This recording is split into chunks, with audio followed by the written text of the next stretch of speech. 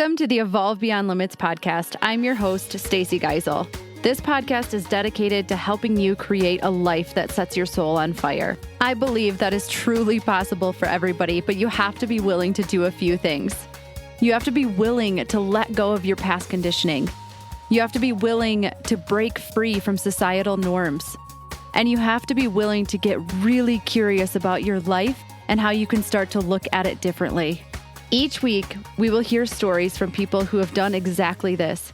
People who chose to disrupt the life path they were on, go against the grain, and share the lessons and perspective shifts they had to make along the way. Every episode is committed to not only inspiring you and connecting you with other amazing humans, but actually giving you the tools you need to use this information in your own life so that you continue to evolve and reconnect with your highest self. Are you ready? Let's have some fun. Welcome back to the Evolve Beyond Limits podcast. I am your host, Stacy Geisel, and this week I am bringing you Megs Pulvermacher. She is one of the most fun people that I know. She really had an impact on my life and just giving me permission to have more fun, and that's why I wanted to bring her to you. So she's the creator of the Queer Impact Collective, which is a community of queer identifying entrepreneurs, creatives, and change makers with a focus on networking and community building in order to amplify queer voices and empower queer missions. She lets us ask the questions in this episode that maybe everybody wants to know, but she also talks about the fact that since a really young age, she's always been inclusive of people and planning events for friends and classmates, and how she utilizes that now in her life because she organizes meetups and is just a master connector, bringing people together and having fun, being in a community and lifting people up. She shares her journey about coming out, being queer, and trusting in her why and what, not the how. 2 tips that have changed her life and business you are going to find out on this episode. So she is also the host of Out What Now podcast, which focuses on helping queer folks navigate the ups and downs of the coming out journey while having as much fun as possible. And so let's dive right into this week's episode. Anyways, Meg, you're literally one of my favorite people. So just thank you so much for being here on the podcast with me today. Hey, same as these. Could not even wait and hardly had to since I think we talked about it yesterday. So we are get shit doners over here. Indeed. Let's go. So before we pop into a little bit more about your story and all of that, I like to just ask a few questions, simple questions for the most part, so the listeners can get to know you a little bit better. Are you ready? I am ready. Okay. Where are you joining us from? Minneapolis, Minnesota, actually technically Plymouth, which is a lovely suburb right next to 169. All right. Have you ever, I don't know what 169 is, but okay. That sounds great. So have you always lived there? I have not. I actually grew up in a teeny tiny little town in Wisconsin called Richland Center. The population is either 5,114 or 5,018, depending which part of town you come in from. Okay. That's a fun fact, Trivia fact for all of you. If you ever get a question about that, that is really funny. All right. What's your favorite food? I'm going to have to piggyback off of Joel Riding and go chicken wings. Okay. I love that. We have a theme here. Have you put chicken wings in the air fryer at home yet? I have. And I was kind of a little disappointed, to be honest, but it was probably operator error. To be fair. Yeah. Okay. All right. Fair. So what is one place that's been your favorite to travel to so far? I really enjoyed going to Bainbridge Island. I went there in 2018. It's across from Seattle or whatever. Love riding the ferry. We did some whale watching. I saw a humpback whale named Yogi, and they have pretty good beer in Seattle as well. All right. I could get down with all of those things. I'm glad that you specified where it was because my geography, if it wasn't for me traveling, I would know where nothing is. There's no doubt about it. I just follow the GPS. As long as we're on the blue line, you're going in the right direction. So yes, you would think that until actually, when my sister and I took our like solo trip to the Smoky Mountains, I ended up on two of the biggest bridges I've ever been on in my life in the middle of the night, and I didn't know they were coming. And Andrew, I remember he was like, "Well, like, what were you doing?" I said, "I was just following the GPS." And he's like, "Well, you can't just follow Google Maps." And I was like, if I can't just follow Google Maps, you might as well kill me now because, like, Yeah. what is the point? It is a way to do it. It's just such a laser focused view of what's really going on. Yeah, exactly. Exactly. So, okay, what is one thing that is on your bucket list right now? I just added this. And so my girlfriend and I just went to Denver over 4th of July weekend, and we went to a lesbian bar there, of which there are only somewhere between 15 and 20 left in the country. Oh. And I do have a couple theories about why that is. One, typically lesbians don't have a ton of money because, it's like, whatever, there are things there. But, and when lesbians meet each other, like at a bar, they like get together, get in a relationship, and then they nest and they never go out again because they just want to like stay home and chill. But the thing that we put on our bucket list is to go to all of the remaining lesbian bars and support them. I don't know if it'll actually fix the problem, but we're going to check them all out. Oh my gosh. Well, I feel like we could dive into a lot of things there, but I'm like, again, I feel like I've already learned so much. Like I didn't know any of those things. So I love it. All right. Tell me what you wanted to be when you were growing up. I aspired stereotypically to be an Olympic softball player when I was like very young. And then when I got into high school, I really wanted to do athletic training because I really liked being. When I was really little, elementary school-ish, I really wanted to be kind of stereotypically an Olympic softball player. I wasn't really sure if that was a career, but that's what I wanted to be. And then when I got into high school, I really wanted to do athletic training because I loved sports. And I was like, wouldn't it be so cool to be an athletic trainer for the Packers? I'd get to go to all the games and be on the field and do the stuff. So that was kind of where I landed. Okay. So let me ask you this because I can't skip over this. You said stereotypically, I wanted to be an Olympic softball player. So, like, I don't want to make assumptions on what stereotype you're talking about. So, what stereotype are you talking about? I am what many people would call a pretty typical softball lesbian. It's just you get a lot of queer folks playing the game, and I don't honestly know why that is, but That is so interesting. That's where I thought you were going, but I didn't want to make any assumptions. And so, like, I don't know, did you always like, do you say that looking back, or did you always know that you were queer or gay? What is the right terminology? Can you help me? Oh, yeah. It's whatever feels good for you. Okay. Honestly, I started saying queer just in the last year because LGBTQIA2S plus is a fuckload of syllables and I don't really have time for it. You only get 15 seconds on an Instagram story. So I'm not trying to like shout out everybody's letter because they're always changing anyway. So queer just kind of is a nice umbrella term. And, but for a long time, I would say I primarily would have described myself as gay. Lesbian is kind of I don't know, one of those words that lands kind of oddly for me. And I'm not sure like linguistically where that showed up in my childhood or upbringing, but it's kind of one of those that feels a little gross for some reason. But yeah, softball lesbians are definitely a thing though. And there are not, of course, you have the rule of not everyone who plays softball is a lesbian and not every lesbian plays softball, but the really cool ones do, which would include myself. And I played through college as well, where I don't know, I feel like I watched a video or maybe read an article or something about some theories around why lesbians might be particularly athletic.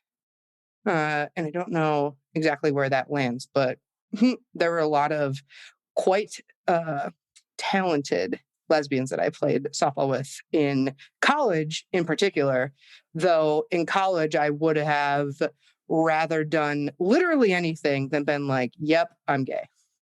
Okay. So going back to, so now it's more that looking back, you can say I was the stereotypical softball player, but in the moment that wasn't so clear.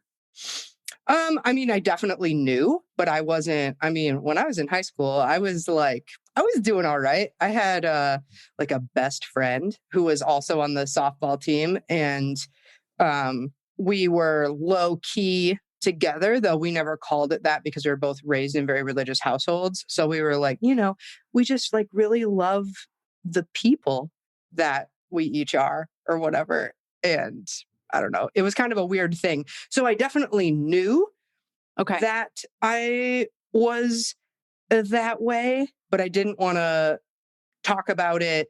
I didn't tell anyone. But I was aware, very aware, and enjoying myself a great deal. So I like it. All right. We're going to dive more into that in a few, but two more questions. What is your favorite book that you can think of right off the top of your head? You Are a Badass. Thank you. Thank you, Jen Sincero. All right. I think I have read that and it was really good. It's like one of those things where I've read so many books now. I'm like, which one was that? But all right. Last question is, what was one of your favorite things to do as a kid?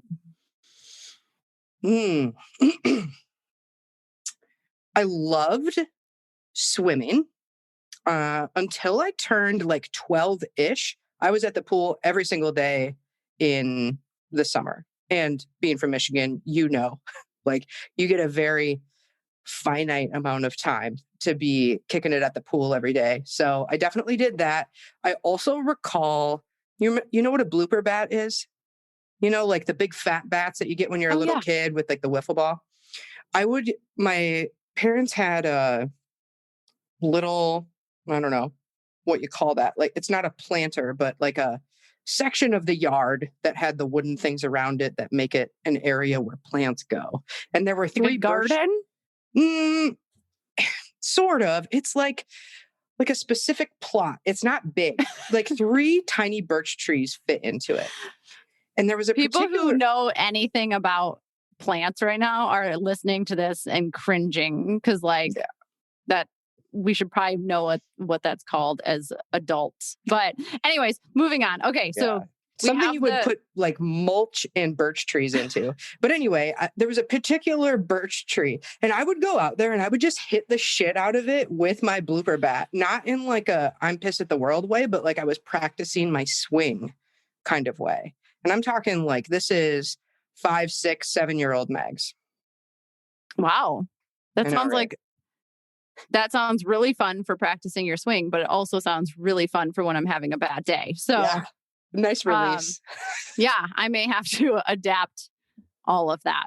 So, okay, so you mentioned, and you kind of alluded to this, that you grew up in a very religious household, right? And right now you have a podcast that you do, and it's called Out What Now. I can only imagine that this is inspired by true events in some way or another. So are you willing to share some of that story? Because there are so many people who will never understand what could possibly go into that journey.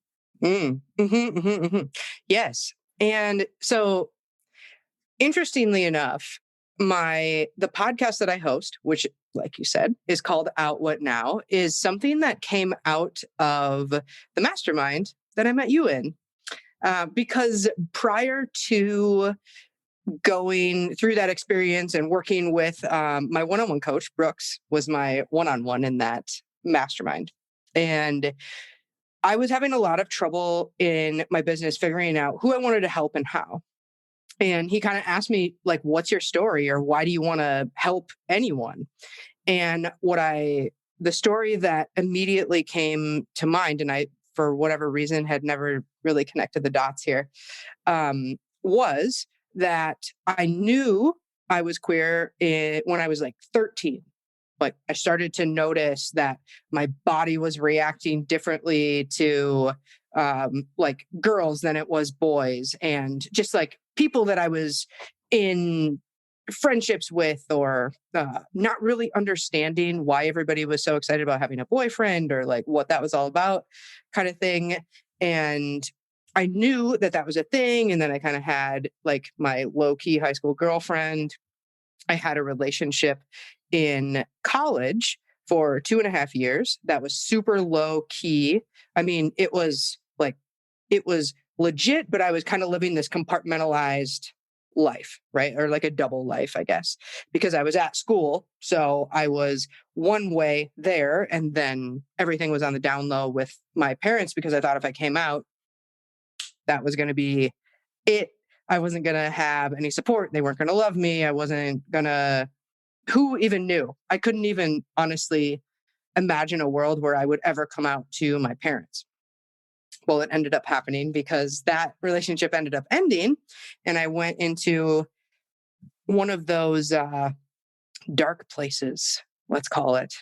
And I'm always like this. Like, I'm high energy. I'm always laughing. I'm always having fun. I'm life of the party kind of thing. And so you can tell when something is wrong with me. And that was how I ended up coming out to my mom, because she was like, what is wrong? And I think she kind of knew, because parents know. And I've been, I, the way that I present, like my general expression, the way I exist and present myself in the world, it's a reasonable deduction for people to make that I could potentially be a part of the queer community, right? I could be pretty gay because I'm pretty gay. So it wasn't like a surprise. I don't think it was just something that my parents never asked me until I was 23 years old. And mind you, that's 10 years after I realized that this was going on, and had just kind of wished that it would go away, was my hope, dream that never never came to be. And it was like a very different kind of struggle for me. Like that 10 years where I was just by myself dealing with it was hard, but it's a whole different kind of hard when then you come out to your parents, and then you got to deal with them figuring it out, and like, oh, don't tell this person, and what does this have to do, or like, what is this going to do to our reputation, because it's a small town. And my parents are our family's pretty well known in the community, particularly for our service, like through the church and all of that stuff. And my dad owns a business, and the Pulvermachers are well known. And so you start to take on other people's processing of the information that they know about you. So I had a really hard time after I came out, navigating how to set boundaries with my parents, how to even get my dad to talk about it, how I showed up in my friendships and how I showed up in my relationships, who I was dating, what those relationships looked like, how I was able to show up in my work, because it seeps into every area of your life. Because you always, as a queer person, you always have to read the room. You have to keep track of, especially if you're compartmentalizing things, you got to keep track of who knows what, or who can tolerate this amount of your queerness, or what kind of language can you use to this person, what kind of language can you use to that person, so on and so forth. And that led me on a journey of like yo-yo dieting and really unhealthy behaviors and da-da-da. It went on for like 8 years until I went through a coaching program that was specific around nutrition, but what it was really around was mindset. And so you start digging into the why behind behaviors that you have with food or alcohol, or pressure that you feel in social situations and stuff like that. And a lot of it came back to my queerness. And so when I started kind of grappling with that a little bit more, I was able to get my fitness and nutrition under control, back to my like super cool athlete status, fitness wise, and just general behaviors where it's like, if you don't like yourself, you have behaviors that reflect you not liking yourself. Right.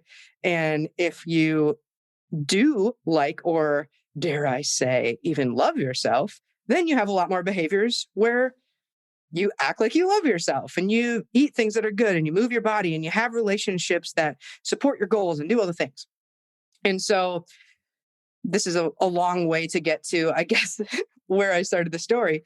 But what when I shared that story with Brooks, my coach, that I had in the mastermind that we were in together, he was like, oh, so maybe you need to help other people who have come out and are having trouble with navigating kind of that post coming out journey and how to work through this new version of their life and all of the ups and downs that come with living in an authentic way, what that means for your relationships and how you show up in different arenas and all of that stuff. So, I named the podcast Out What Now because that's really what my personal life experience was like. Okay, I thought I did the hard part because what most people hear about is, oh, coming out story. I came out and, now I have a wife and we adopted 2 kids and everything is fine. And a lot of people miss all of the bullshit that goes on, not just in the in between in that part of the journey, but the ongoing things that are going on, because every time you meet a new person, you have to come out again and again and again and again. And so it's a whole different mindset game to love yourself through all of those little isolated incidents versus just one big coming out, if you will. Yeah. Wow. Okay. So my mind is like kind of blown over here because like I never would have thought about the fact that like it was like, yeah, you would think that like you have this moment and it's like, okay, now everything gets easier, but you almost go through a rebirth of into like, and I think that whether like your story can 100% correlate so much to anybody who is going through any type of transformation or I remember feeling this way just in the last like little bit with like my spirituality and like all of that. It was like, who can I talk about this with? Who can I not talk about this with? Like, are people going to accept this new version of me? Because like, but you can't put her back in the box, right? Like, and I think that is so like, you don't get to just like, or back in the closet or wherever you're going to shove her, but like she doesn't get right. Like she doesn't get to go back.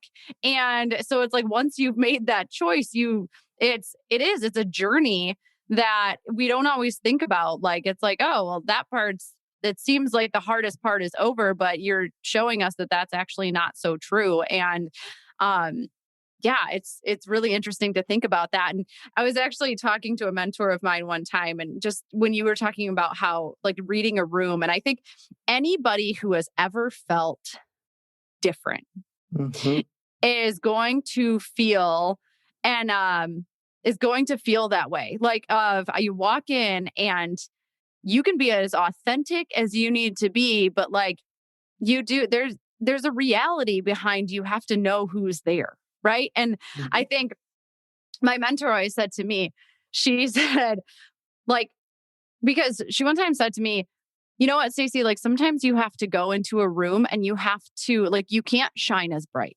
And I was like, what? Like, I was like offended by that because like in my head, I was like, don't tell me to dim my light. I don't think anybody should have to dim their light for others. Right. And she said, I'm not asking you to not shine your light. What I'm asking you to do is put it on a dimmer switch. She's like, just know that like, just because other people might not accept it or be able to it's okay to sometimes put that dimmer a little bit lower so that you can like just go through the whatever situation that is without having to, maybe explain yourself or do this or do that. Like, it's just, I don't know. That just made me think of that though. Like, Yeah, it's a series because you're right. You can come out about tons of things.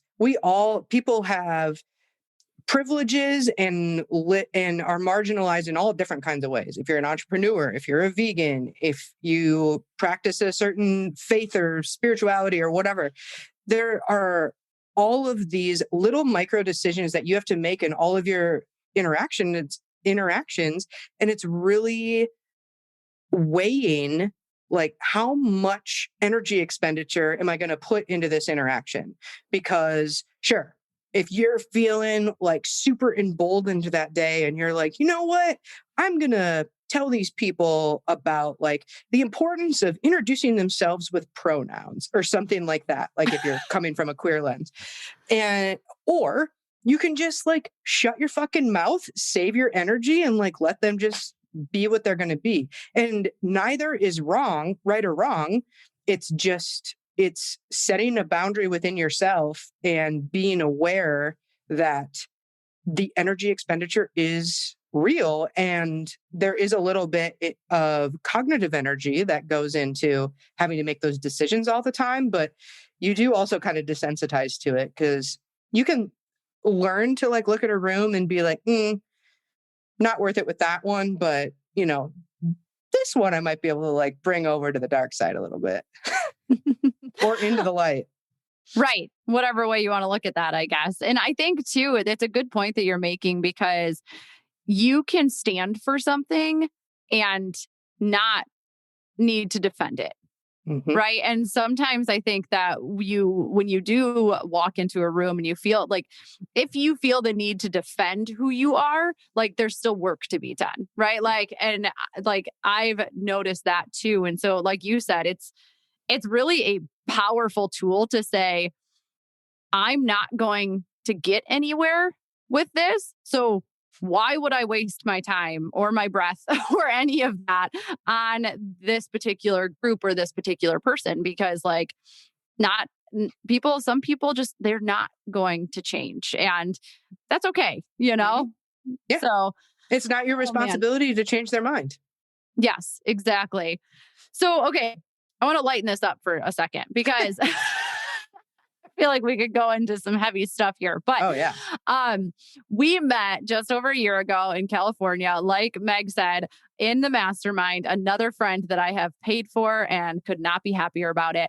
And you're probably like the most likable person I've ever met. So I learned that you're like hilarious on top of it. And I remember asking you to come into one of my groups and talk more about fun. And just so everybody has like the backstory, this is the same mastermind that I had the realization that I don't have enough play in my life and that I take it way too serious. So I literally attribute my ability to finally start having more fun in my life to you. And you hands down remind me all the time that life doesn't need to be so serious. Like, where do you think that came from? My mom, I think.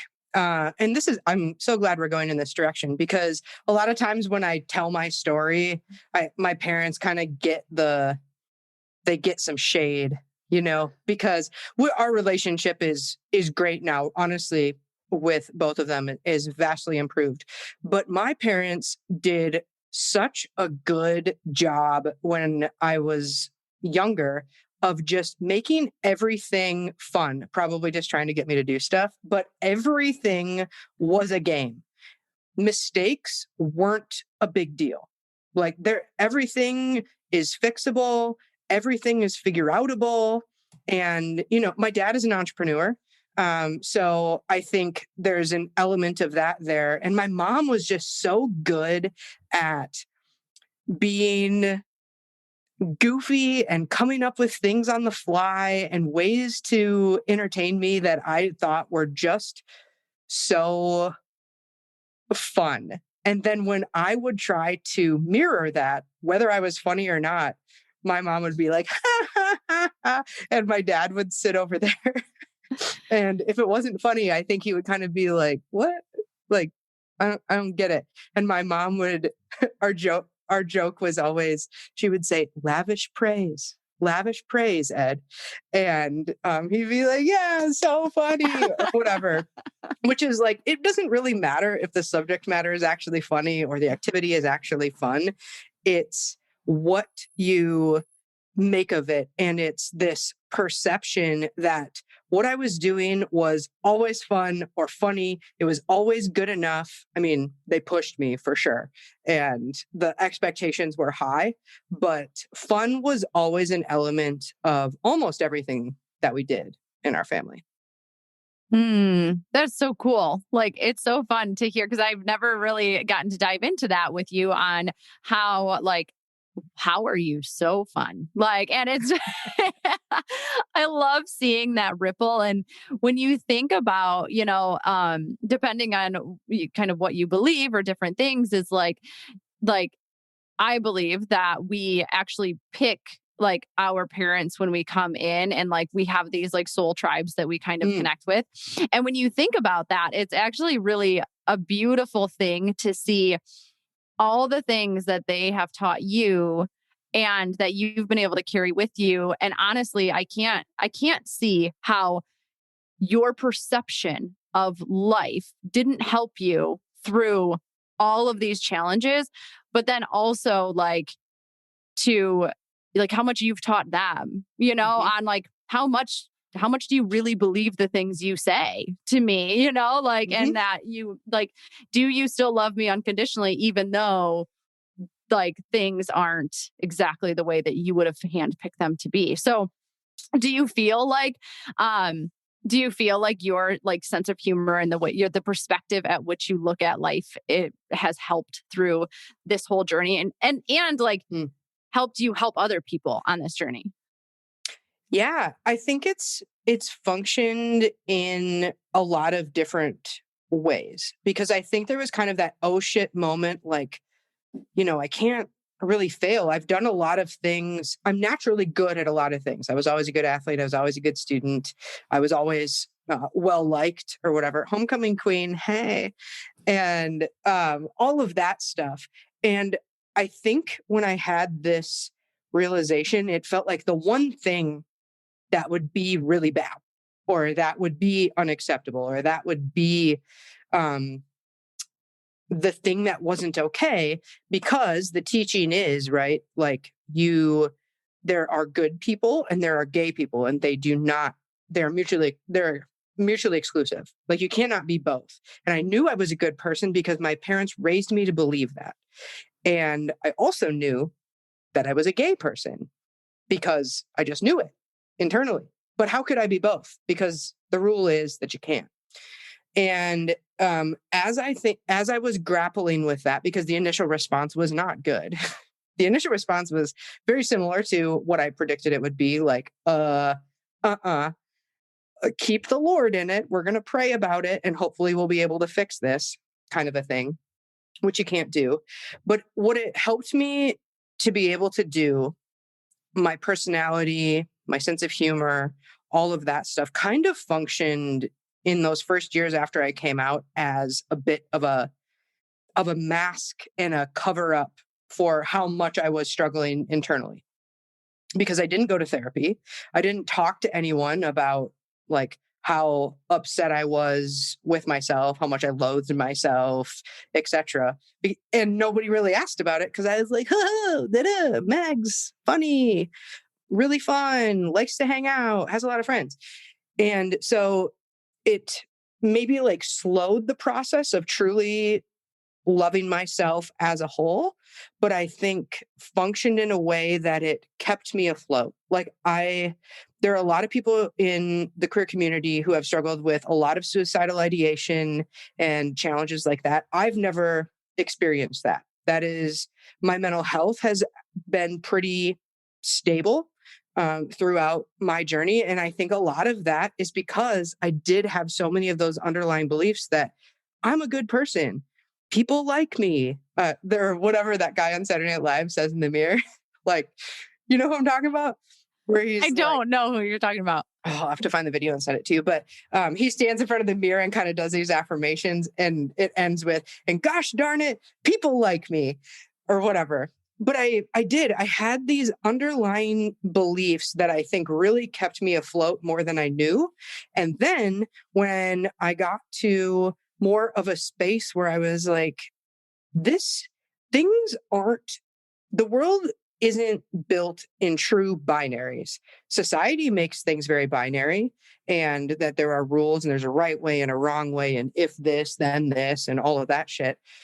But once I started to learn how to view the world in that way, firstly through food and rules about fitness and nutrition and those kinds of things, I was able to adjust that and generalize it to my experience as a queer person and what that meant for my quality of life. And do I love myself? And can I love others, even if they're not necessarily giving me love back in the way that I want or whatever? And so I think it functioned in a lot of ways, in that I was able to stay afloat and maintain the core of who I am, and, you know, the very basics of my soul and being have been steady throughout. It's just been a matter of figuring out, how does that mesh with what society tells you is the way it ought to be.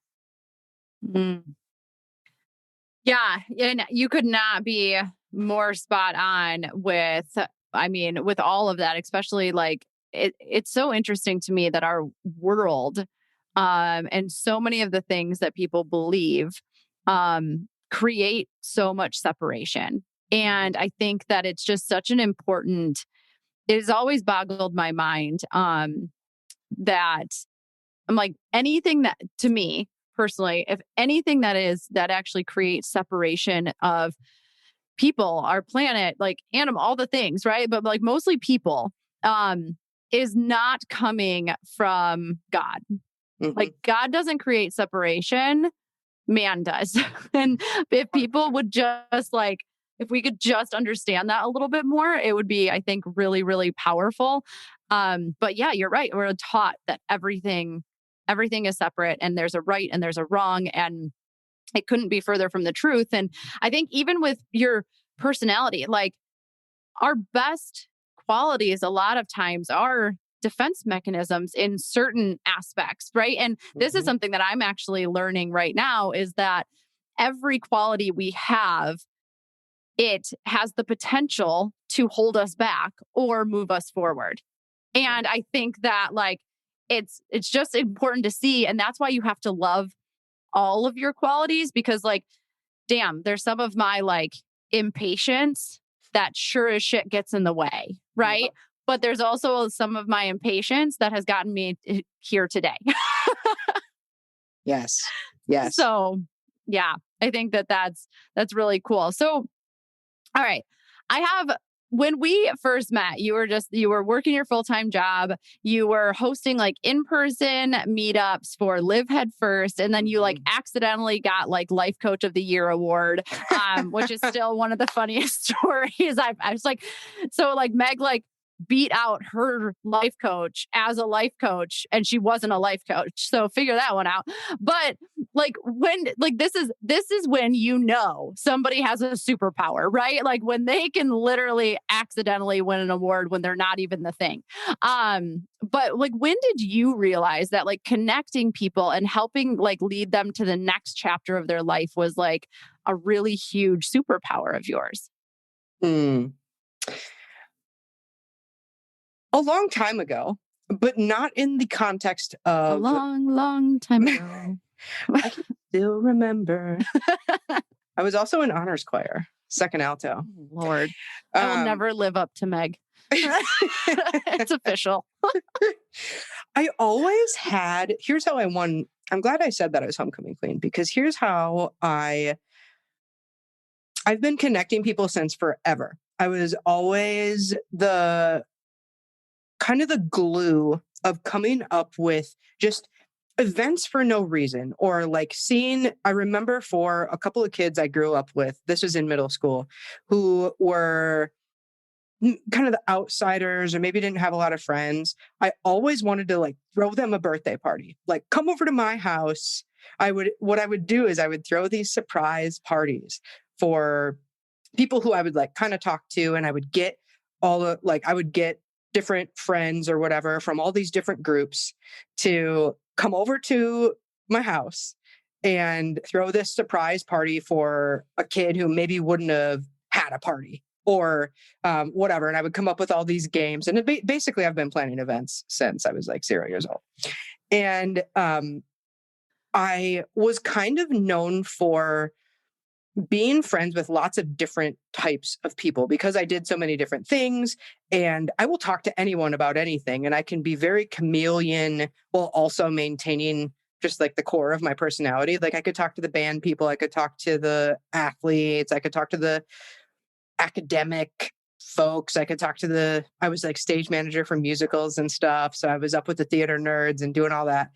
And just kind of bringing people together and then sort of facilitating conversations and showing people that we're more connected than we think we are. We have more in common than people think we do, because a lot of people just don't know where to start with conversation. And I'll just talk about bullshit all day. And, people are going to be able to connect around that. And so that's what I would do at my I was going to say meetups because that's primarily what I host now. But at my events pre-COVID, I was hosting these events called Create Your Own Happy Hour. And basically, I was tricking people into coming to do some personal development because I would make it feel like bar trivia plus happy hour. I had these like social networking games, just getting people talking so that they could make new connections with like-minded people that they might not otherwise come into contact with. And when I look back on it, it all does make sense because I started doing it when I was just a little runt.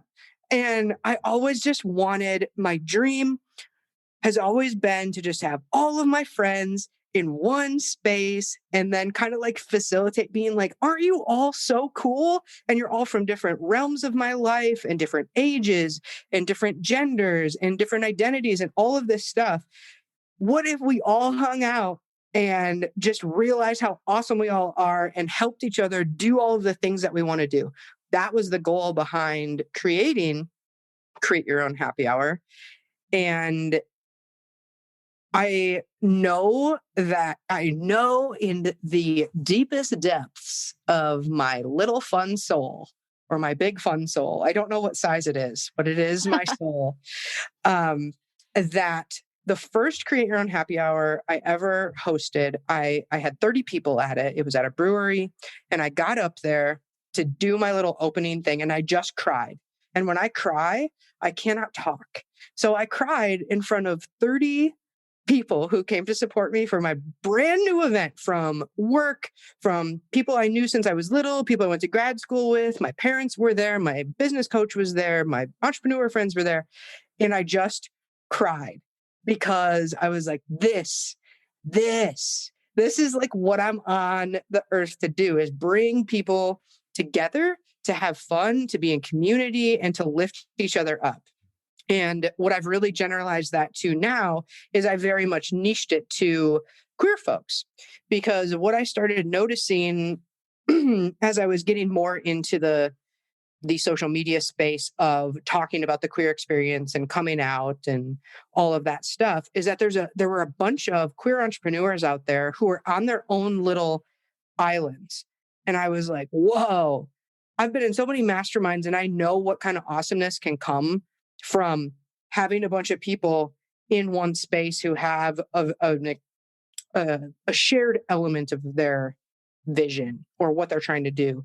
And so I just kind of started talking to people and I'm like, oh, I think I'm going to, put together a group of queer entrepreneurs. Is it something you'd be interested in? I'm like, yeah, sure. I started doing that in July, didn't actually host a meetup until December, but now I've grown that into a collective. It's called the Queer Impact Collective. And there's 50 members in it that represent 5 different countries and 23 states in the States. And we span from Hawaii to France to England to Mexico to Florida to kind of everywhere. And it's dope as hell. Oh my. Okay. So, wow. Like, first of all, it's so fun for me to listen to how all those things connect. Like, because we are all here for something. And like, if you look in your story for long enough, if you do enough of the work, like you're going to uncover um exactly why you're here and like what you're supposed to be doing. And I think for me, it's like I just think it's so fun to watch. And like when you follow that, like just, and sometimes, yeah, we do have to just like blindly follow it and we have to just take the leap of faith and do the thing. Like, and it is so fun to see like the ripple that you are creating. Um, because like you had the guts to say, this is what I'm here to do and make it happen is just it just and like just see like how one thing leads to another, you know? And I think like, and that's why a friend of mine talks about the fact that like intuition, like following your heart, following love, following like that intuition, and not succumbing to fear is it will always either lead you exactly where you're supposed to be or through the exact lesson that you need to learn. But you just have to keep going and trust that one day it's going to all come together. And that's what I'm seeing right now. And it makes me so, so happy to just see all the good that you're doing in the world. Like you impacted my life in such a positive way just by being you. And like that's what you've done. Like you've literally created this whole thing and all you have to do is be you. That's it. That's so cool. I love what you said, though. It reminds me of my coach because I hired a coach who's just absolutely awesome. Her name is Andrea Parker. She's a great follow on Instagram. She puts out videos. I always make fun of her for having her little yin and yang and everything. She's like, there's always going to be equal support and challenge. And she talks about like living from your heart and all this stuff. And she's taught me a couple of things that are just so important and have changed truly the trajectory of my, not just my business, but of my life. And the things are to love the situation that you're in and find the perfection in it. Whether it's a massive success or a massive, what people might deem a failure. And I have applied that to things in my business. I've applied that to my relationship with my dad. I've applied that to being dumped after being in like a 2.5-year relationship that was internationally long distance for 2 years of it.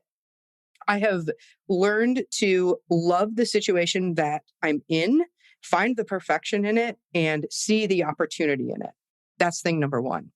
The second thing that I have struggled with, I think probably most of my life, is making myself as important. Because what a lot of us do is, like you said, dim your light or hit that dimmer switch or whatever, because we're making the comfort, the worldview, the situation that the people we're talking to or interacting with more important than what our needs are, or our, not necessarily comfort, but what we're trying to do, and how we're trying to show up. And we've ended up dimming that, which just keeps you stuck in this like low ass vibration where you're hanging out in resentment and you're hanging out in like fuck you land to everyone. And it's just not fun for anybody. And those two things have been absolutely life-changing for me. It's so good. And I think that, you know, like so much of the coaching that I do is like because women especially are horrible at this. Like they are going to put themselves last like every single time. I actually had a conversation with a client the other day and she's like, it's so interesting because my 7-year-old daughter believes she can do anything. She's like, and my 14-year-old daughter, like that's like totally changed. Like she's struggling with all these things and it's so hard. And I love this woman. And that's where I said to her, look at you.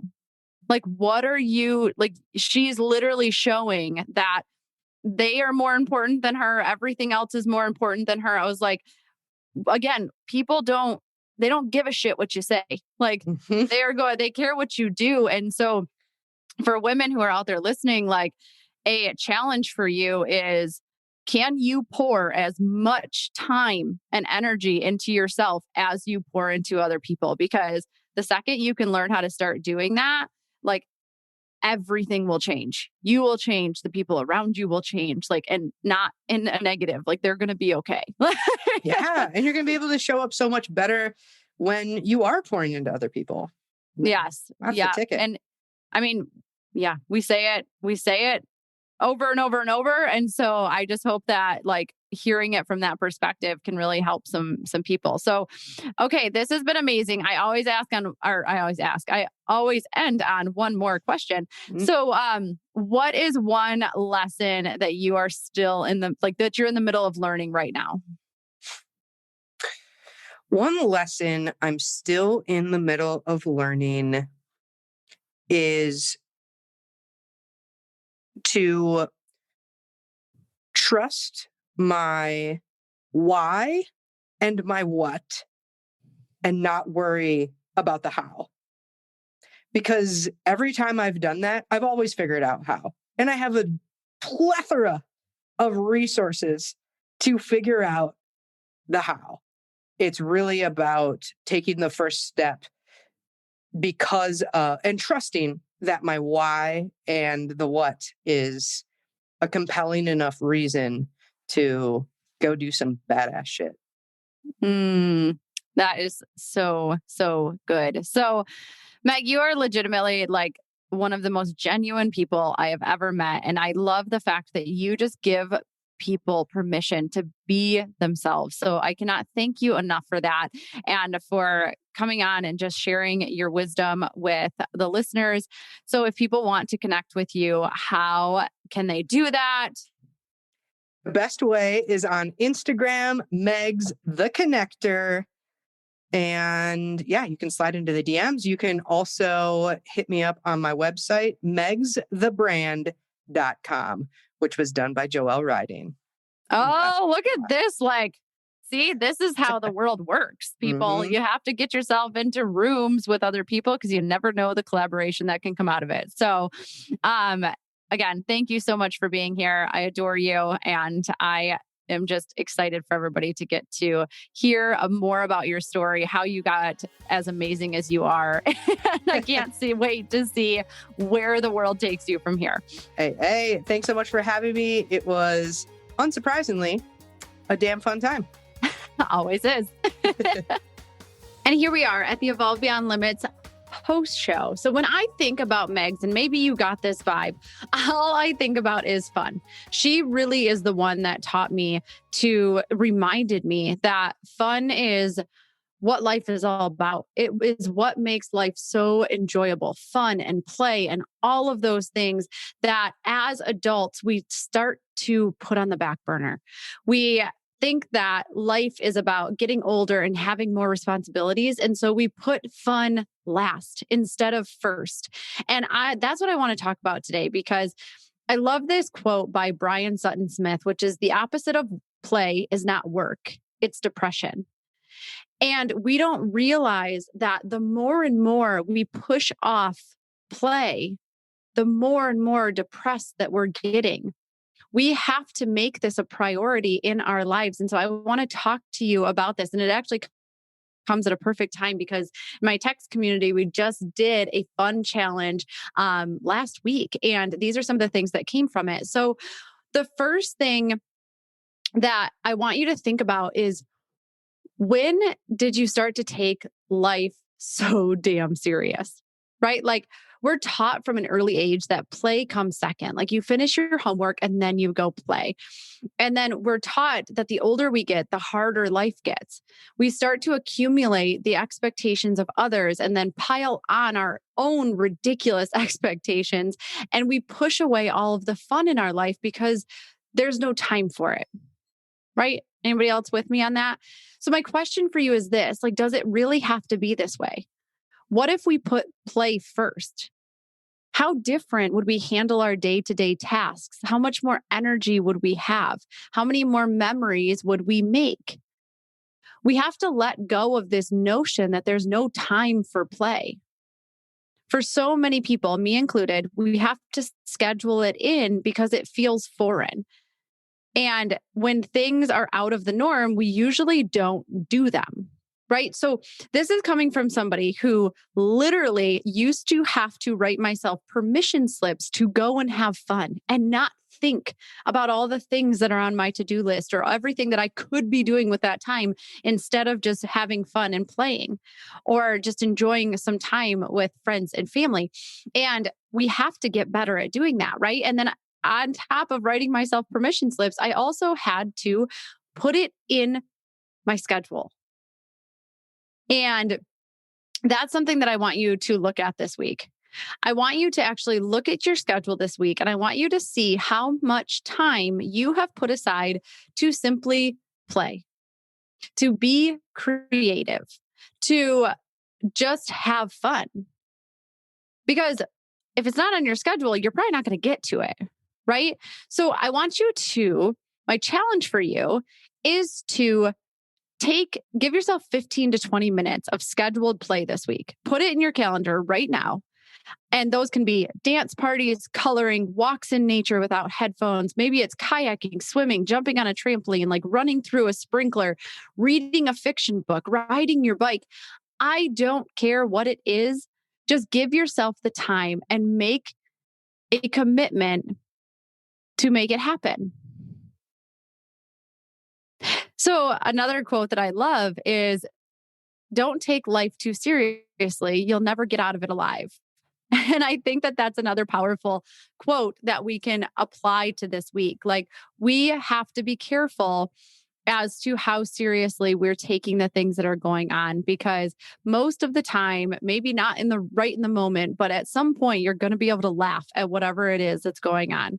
So think about, when did you start to take life so serious? And if you are listening to this, there's probably been a point in your life where you have associated with high achiever, type A, independent, all the things, right? And so when did that start? Because usually when we started to identify with those things is the exact same moment that we start taking life too serious. So in what ways might you be blocking the fun in your life? Think about that. And then start to make a list. Make a list of everything that sounds fun to you, all the things that light you up. And if that's difficult for you, which it's actually it's not uncommon for that to be a difficult task, then think back to when you were a kid. What did you love to do? Start there and kind of let your imagination run wild. Because I one time by a mentor was told, see the world through the eyes of a child. And that was one of the most profound things that I've ever been told, because if you can start to look at the world the way that kids do, your entire world will start to shift. You will find the magic in it. You will find the most amazing things. You will notice things that you've never noticed before, and you will have so much more fun living it. So I just gave you a lot of things. I gave you a challenge. I gave you some journal prompts. Take them, use them. What from this podcast episode can you actually implement into your life this week to move yourself forward?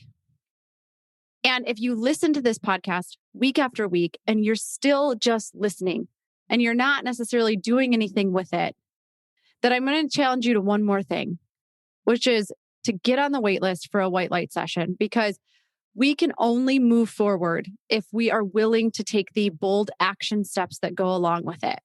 We can't just know, right? Wisdom is knowledge in action. So let's figure out what that block is. Where is that energy getting stuck within you so that you can start to move forward and live the life that you are truly meant to live, the one that sets your soul on fire. And if you want to be part of our text community, please, please, please join us there. Totally free. It's 248-206-3431. And just send journal 2021. You're going to get journal journal prompts sent straight to your phone. And we will also keep you in the loop so you know exactly what's going on and when the next challenge is going to pop up. So I'm sending you so much love and light. And until next time, keep evolving.